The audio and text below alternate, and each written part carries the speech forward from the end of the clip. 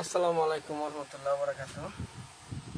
আজকে মজার একটা কাহিনী না বললে পারা যায় না। কাহিনীটা হয়েছে, ভাত খেতে গেছি, তখন একটা বৃদ্ধ মহিলা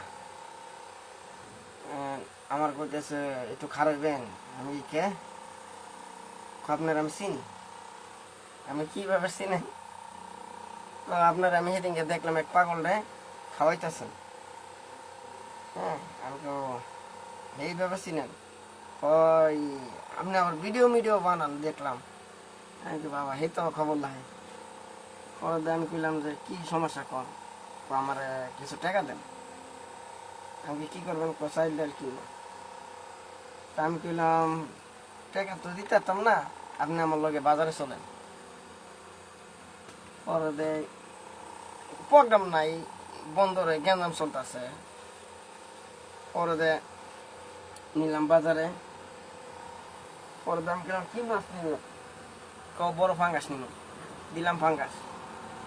আর কি লাগবো, সবজি আলু পেঁয়াজ রসুন সব দিলাম। তারপরে দাম কিলাম আর কি লাগবো, পরে দাম 5 কেজি চাইলেও দিলাম। তারপরে আর কিছু লাগবো, পরে আমি চিন্তা করলাম সবই তো দিলাম, এক কাম করি এই আদা বিরা ফান সুপারি যদ মদ কিনে দিই, খাইব না। সেও দিলাম। বেরি যে কান্দা লইছে, এরকম কান্দা না। হ্যাঁ, আমি কই দেখেন, আমি প্রতি শুক্রবারই একজনটা চেষ্টা করি খাওয়াইতে না, এবং কি একজনটা দিতে। মোবাইলে টোবাইলে না, মনে করেন এমনি হাতের সামনে পড়ছে, খাইতে পারতেছে না, চাইছে আমারতে, আমি নিরাশ করি না। কথা বুঝছেন? এমন কথা কি 500 টাকা 1000 টাকা দিয়ে কোনো লাভ নেই। এতে বাজার করে দিলে তো খাইতে পারবো, রোটা করতে পারবো। আর টাকা দিলে করবো কি, যায় পোলারে দিয়ে দিব, নাহলে মাইয়ারে দিয়ে দিব, নাহলে বাচ্চা কাচ্চাদের দিয়ে দিব। পরে দেবো নি ফাঁকা, কিছু খাইতো না। এই যে আমার পান এনাপাতি শোভা ন্যাশনাল বিজাপাতি কাঁচা সুপারি পান।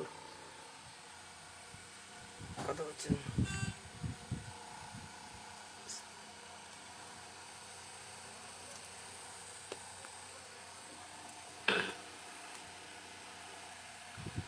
রদ্দা মদ্দা না দিলে মনে হইতেছে ছাগলের মতন পান চাবাইতেছে।